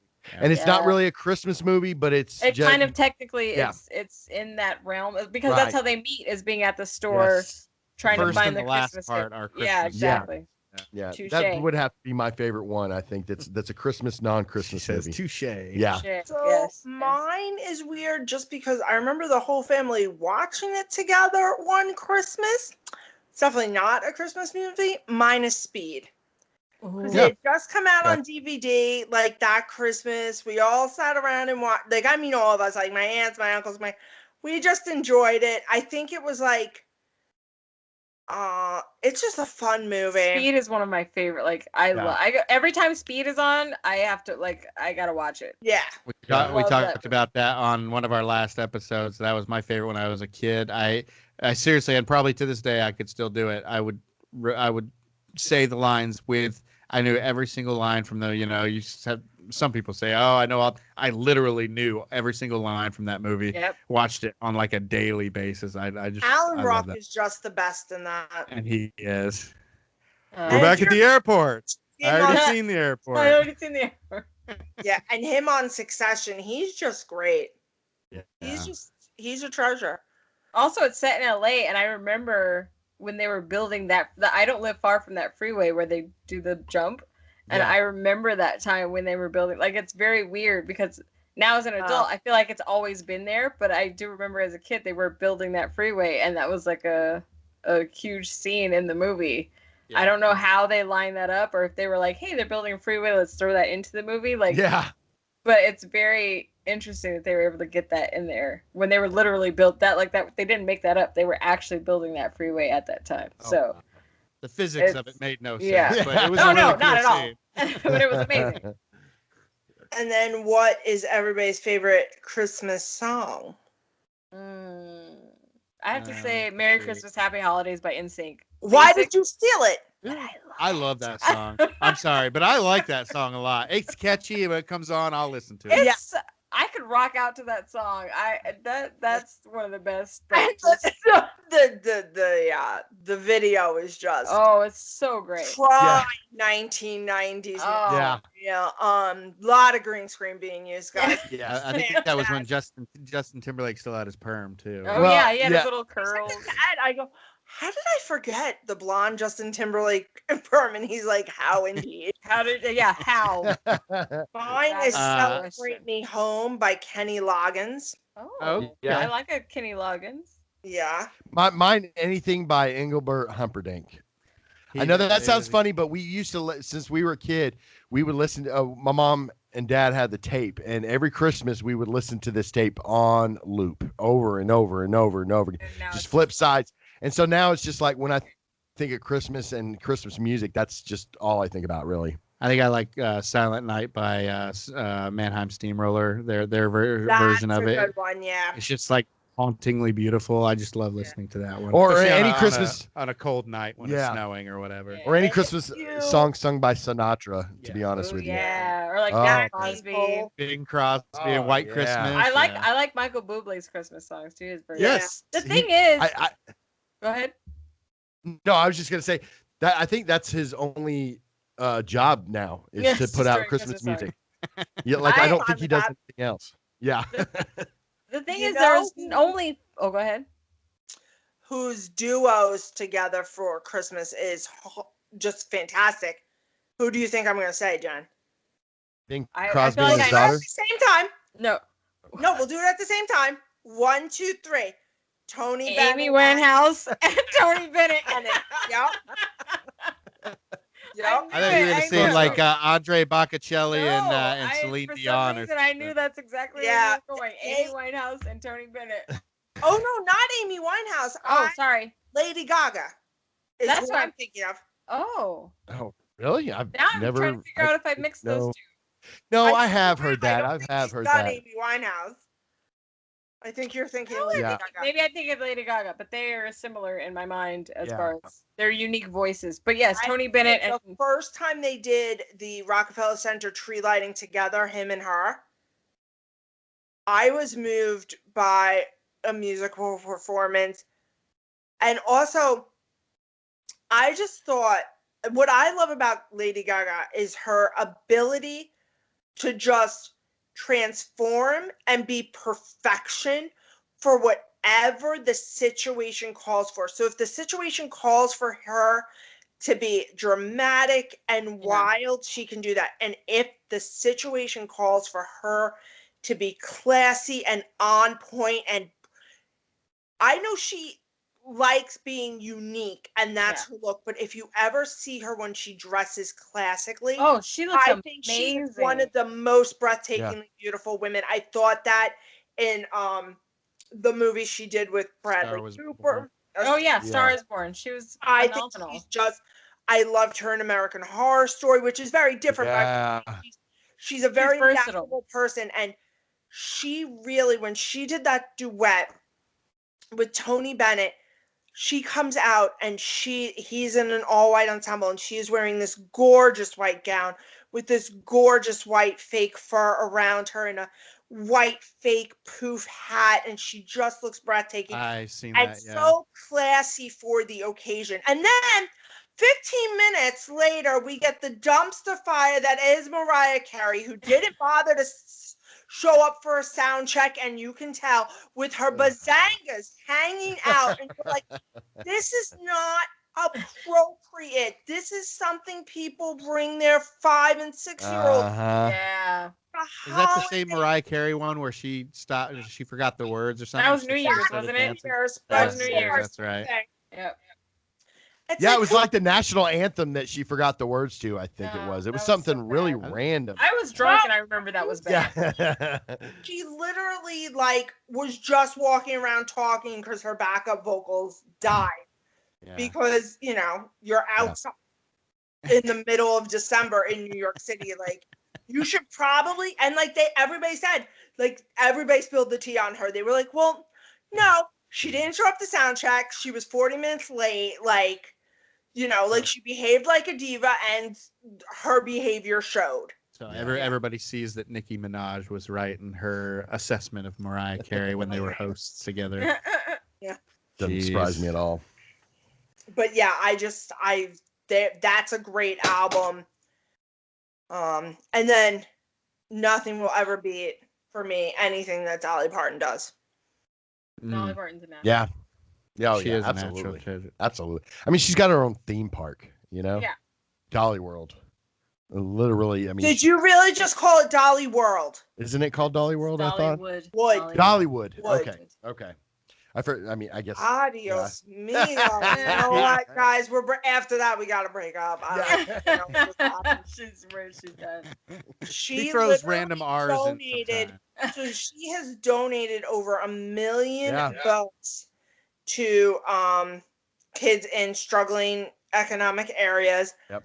She donated A Coat of a Million Colors to the Library of Congress. That was her 1 millionth book because her father was illiterate. Wow. And then in her hometown, she had found out that the graduation rate was wavering near 30%. It was supremely low. That year, she started a program, told all the 5th graders to come to Dollywood for the day. At the end of the day, she did a presentation telling them to pick a buddy. If them and their buddy graduated, they would both get $500. She has continued that program ever since, and the town's graduation rate has never dropped below 90% since then. That's awesome. Wow. Yeah. That's amazing. She's Miley Cyrus's godmother, right? Yeah. Right. So you would think Miley Cyrus would be doing better. She learned 0 lessons from that woman. I mean, I didn't want to say anything, but oh no, I'll say it. Yeah. I'll say it. You all just we're not gonna have Miley on the show. It's fine. Thank God. Yeah, Miley will never be invited. If Miley wants to come on the show anyway, more power to her. But yeah. But you're not. So that'll be the day you and Miley are hosting together. You're out. Okay. All right. Because she was on Black Mirror, we could tie it in. But that's true. That's true. Yeah. She was also in some other. Once again, we're not doing enough yoga to they make that much of a. Yeah. Right. Yeah, and her episode was one of the softest Black Mirror episodes. But you know what? That was a better Black Christmas than this 2019. Everything is a better Black Christmas. It didn't even. It would have. I would have even if they had said it was a Christmas cult a Christmas cult or something, and they all had candy canes. That would have even at least tied in Christmas. Don't call it Black Christmas. Just Anything else? Don't call it just something else. Any other combination of words? Don't call it Black Christmas. It was horrible, but I don't think I would have been so outraged if I hadn't gotten this horrific misdirect as well. Exactly. It's if you had called it anything I would have else, just been okay, it's not a great movie. Now I feel like I've been lied to. Well, like 2 or 3 misdirects actually. Yeah. I knew Piranha was not going to be the height of cinematography, but it gave me exactly what I went in there expecting and wanting. Right. Sharknado. Yeah, I mean, everybody's I let you know. Yeah. Sharks in a tornado. Fabulous.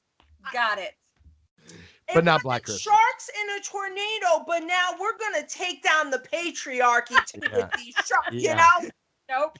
And not only that, in 5 movies, they never strayed from that. In 5 movies, they never strayed from that. Exactly, and it didn't. There wasn't even really a Christmas aspect to it. I mean, really. That's what I'm saying. The only thing is them and their Santa thing, that little talent show, and then that was it. There was no other feeling of Christmas.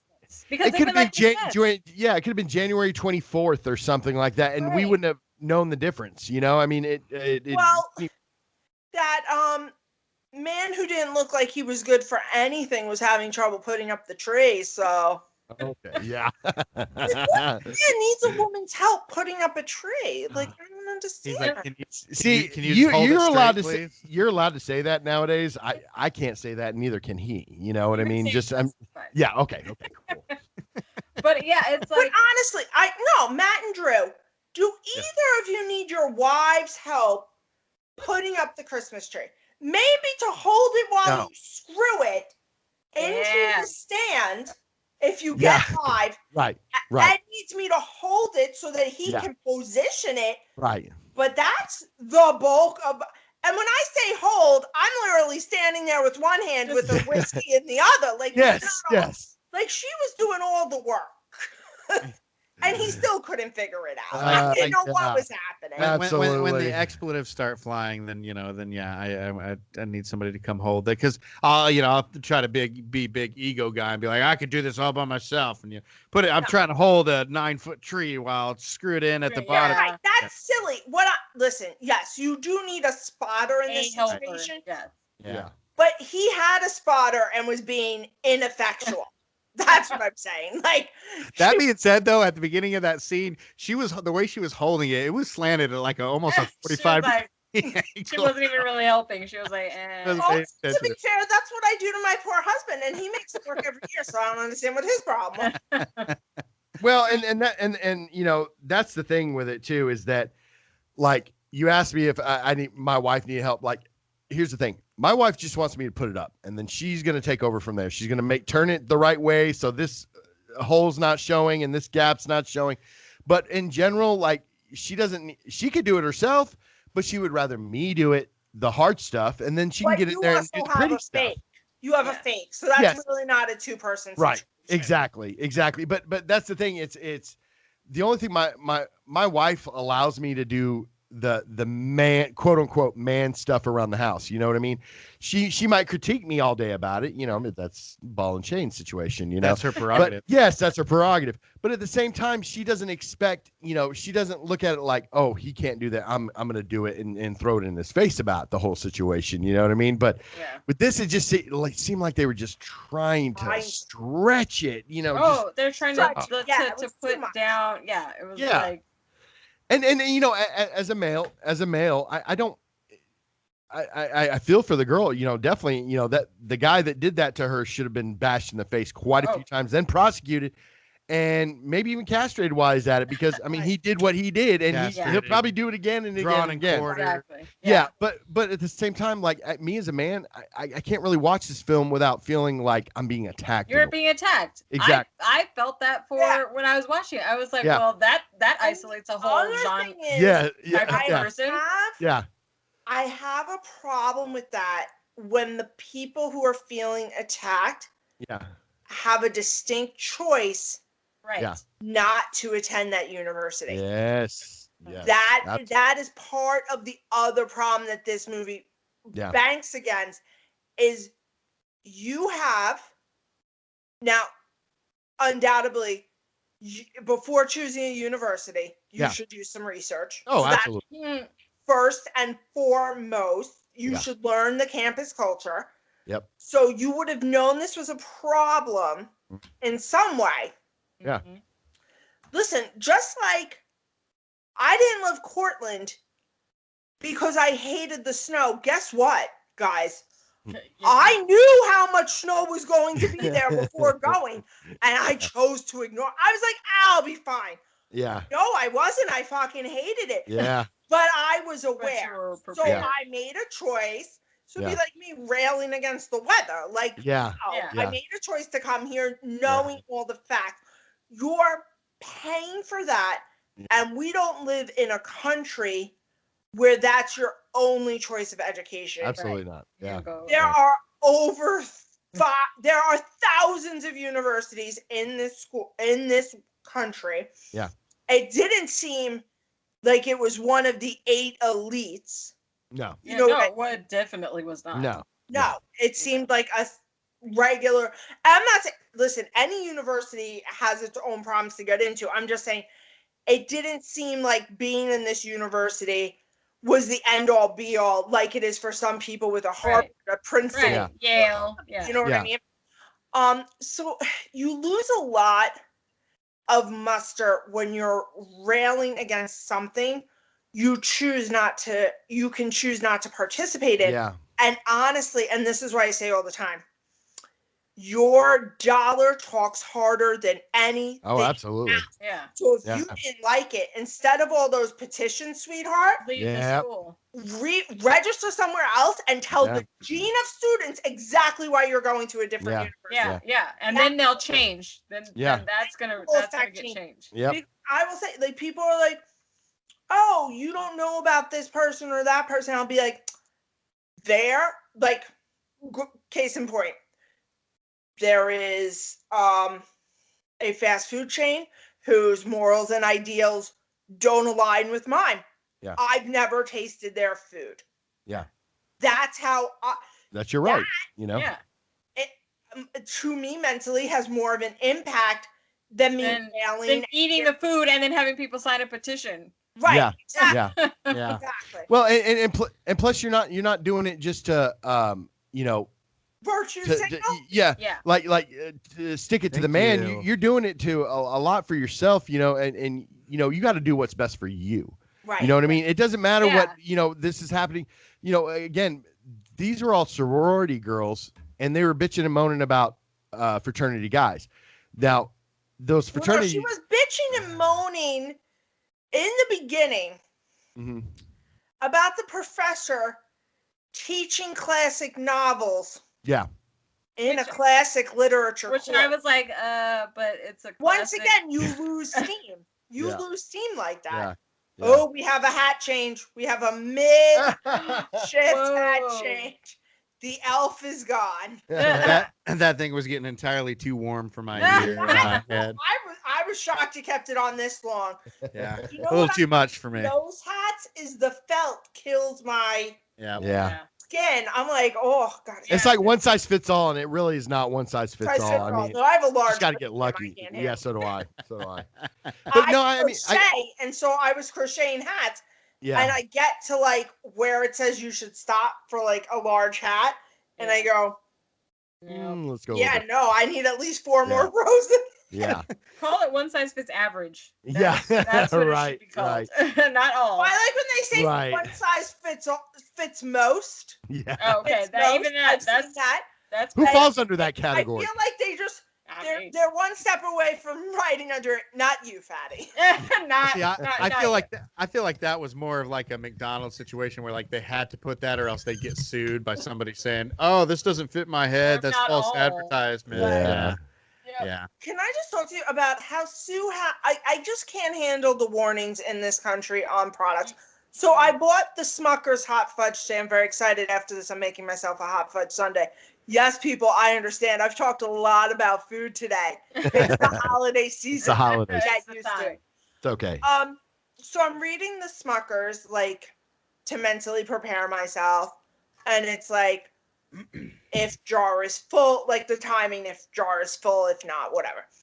And then it goes, caution, jar and sauce will be hot. In hot fudge, you don't fucking. It's right there in the title. You're taking it out of the microwave, so that right there. Yeah. Well, it's indication.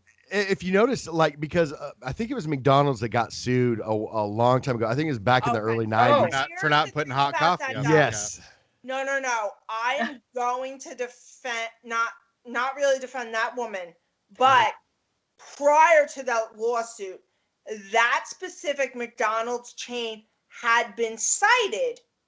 Oh, I didn't know that. Twice prior for making the water in the coffee pots hotter than the standard. Yeah, they had been cited for that. They knew their water was they never hotter than the agreed upon average water temperature. But still, it's coffee. What I'm saying is the reason why she won that lawsuit, the reason why they settled, is because they knew that their temperatures were already egregious. Right. Yeah. They didn't have a leg to stand on because if their temperatures had been in the right realm, yes, she might have gotten burnt by what she had done. She would not have gotten burnt to the degree she did. Yeah. Based on where their temperatures were falling. And that's why she was awarded so much money. Yeah. But we do have an issue with taking responsibility for ourselves. Oh, for sure. It's like, come on. That in that very specific instance, that McDonald's also did not take responsibility for because they were warned. Right. That's like you saying to the town, hey, there's a major fucking crack in my sidewalk. Yeah. And they never fix a huge pothole. Mm-hmm. And then you blow the hole. Like, at what point, if the potholes, you're unable to go around it? Yeah. No, that makes sense. Personal responsibility or state responsibility, it falls on that. And then I've known more than a few people that look for things they can sue people for. Oh, right. Totally. We become sue happy in this country. Oh, it's like it's just an easy way to make money. Yeah. I hate that. Yeah. So I want to get that in the most honest way possible. Yeah. I look for it not in my faults, but in their own. Like, I'm not... absolutely. Absolutely. Yeah. I was given the wrong medication. I was overdosed with the wrong medication one time when I was in the hospital. They gave me some kind of maybe it was a message because they gave me some kind of antipsychotic drug. Yeah. When they were looking for like an ibuprofen or something like that. But it was enough to where I can't remember what it was, but it made me pass out for a good 4 hours. And I didn't sue them. Just because, it was like this one nurse who had done it and everything. I'm like, look, I understand people make mistakes. Now that's one of those mistakes you cannot make and you should get. Right. But I mean, still at that point, I was just like, I was in the military at the time. I was just like, I don't care, whatever. But I mean, that's something that I could have done. That was legit. That would have been a legit situation. Right. So stuff like that. But I mean, you get these people who are just like, seriously, like 24/7 on the look for like, what can I still? Yeah. Can't stand it. So anything else you guys want to discuss before we say goodnight? Do we feel like we've given proper homage? Do you guys have a time machine so I can go back to never watching that movie? I do apologize. Yeah. Yes, it's called Tito's. We do. It's called Tito's. Yes. I would not have asked you to do both movies when we No, it's fine. We do that sometimes. We'll do some movies that we really don't like, but that we feel like need to be talked about. Oh, I've listened to those episodes. Yeah. They are intriguing. Yeah. So, speaking of your episodes, boys, what do you have coming up? We are doing some Christmas stuff this month. We're doing Die Hard 2. We'll be doing Christmas Vacation. We're trying to keep everything in the 90s this season because we want to hit a bunch of 90s movies. And that being said, for the month of January, we're going to be doing 90s teen rom-coms, such as Can't Hardly Wait, Varsity Blues, and a few others. She's All That's on the list. Is in there. 10 Things I Hate About You, stuff Can I do 10 Things I Hate About You? Sure, absolutely. Claiming movies. I know. I'm like, I'll take that one. Absolutely. I'm doing Clueless. Is Clueless? Because I'll Clueless is on there. Clueless is on the list. Yeah. Oh no, I'm swapping out. Okay. Hey, absolutely. You guys are welcome anytime. But we're doing. Like my personal favorite from that decade is Can't Hardly Wait. Oh, but I mean, I love. All my friends love that one. Yes. I think for Seth Green. Well, I think in Varsity Blues episode, you have you ever watched that movie? Okay, so you know how many times that Hero song from Foo Fighters plays? Like they play that every 10 minutes. Or we do in the movie. So what I'm gonna do is when we're done doing that episode, every 10 minutes I'm gonna cut in a clip of that song, the where the drums come in and everything. Wait, where did we land on the doing shots? She's like, let's do shots for however many times that song plays. As long as we do it on a Saturday, I'm okay. I'll do shots all day. It's just. I'm not a big drinker if I get up the next morning because I work with heavy machinery on a regular basis, so it's not a good idea. Yeah. But John Gabris from the High and Mighty podcast, every Thanksgiving Eve does a power hour with people, and it's the funniest episode ever. I mean, to be fair, he has an amazing lineup. Like Nicole Byer's one of the people on the episode. Oh, wow. So, I mean, her alone, the rest of them, and they're all very funny. but everybody else on the stage could be complete squares. And as long as you have Nicole Byer, you have a hit. Yeah, you have you said you had a crush on that other, what was that podcast her host, June. June Diane Radfield. Yeah. And Jason Mantzoukas. That's it. Jason Mantzoukas. Yeah. Okay. Love me some Zooks. When I listened to your episode of that and you mentioned, I was like, I don't think I've seen that guy. I pulled up the podcast. I'm like, oh yeah, I know this guy. You know him. He's been in everything. Yeah, he's been in a lot of stuff. So, Jason, once again, we love you. Come on the show. But yeah, I mean that's what we got for like the next month or two. Is we're gonna do some Christmas stuff, do our teen, and then we're gonna try to. We talked about trying to get a little serious in February, but I don't know if we're gonna be able to be too serious. Like serious how? Like who? Yeah, so like Schindler's List. Oh no. A couple of movies like that are more like Oscar bait type movies, but we try to make it to where it's like, look, if we're not having fun with this, let's not do it. We only want to do movies. I know, but like every season we're gonna try to do like one serious. Like we did the Spotless Mind, Eternal Sunshine. My favorite movie. Yeah, and it was kind of our serious episode. But I guess serious, Jen. We could do Silence of the Lambs. Oh, that's a good one. There's too much material on that one. Like that's a thinker. Well, that's a thinker. You have to reference like basket. It's like, you got to talk about Hannibal and then the original what is it, Manhunter? Yeah, and different Red Dragon. We have to drink Chianti while we talk about it. Oh yeah, and don't eat any brains. Yeah, let's not do any food stuff during that episode. A lot of cannibalism in this. Yeah. Yeah, no kidding. Oh jeez. Okay. 'Tis the season, I guess. 'Tis. Let's hope not. You know what I do notice is not a single one of us mentioned fruitcake as one of our favorite items. Well, I thought that I would compare the 2019 movie to a fruitcake. It really because is. You have all kinds of random crap in there to where by the end of it you're like, what did I just eat? What did I just watch? Yes. Yeah. Brilliant. Yes. Black Christmas 2019 is the fruitcake of holiday movies. Fruitcake. I think it's like the fruitcake of the slashers, year. Oh it's yeah. Just, 2020 is the fruitcake. It really is. Yeah. Ugh. There's this here. Every time I see a fruitcake, I'm just like, who thought creating this was like a great idea? Like, I wonder who eats them. Well, I think it was like a poor man food back in the day, where they just kind of got like you got random leftovers, stuff. everything goes in. Desserts, whatever.